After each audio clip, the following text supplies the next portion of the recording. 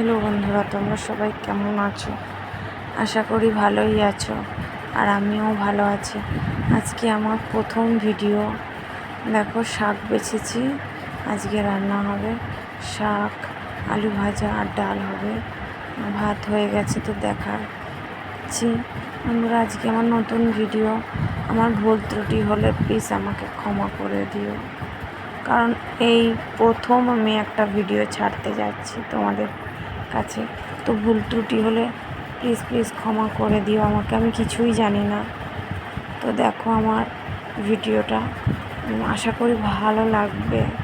আমার এই গরিবের সংসারে ছোট্ট একটা ভিডিও দেখাচ্ছি তোমাদেরকে। তোমরা দেখো ভালো করে, আর আমার একটু পাশে থেকো।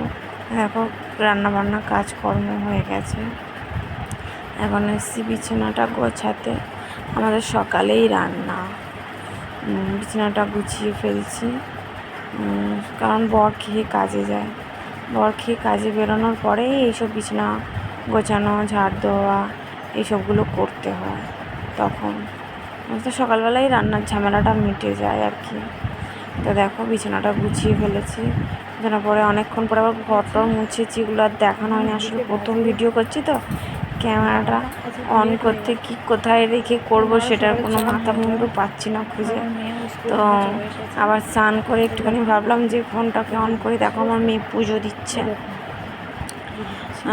এখানে মেয়ে পুজো দিচ্ছে, আর আমি চান টান করে আবার ঘুমিয়ে পড়েছিলাম খাওয়া দাওয়া করে।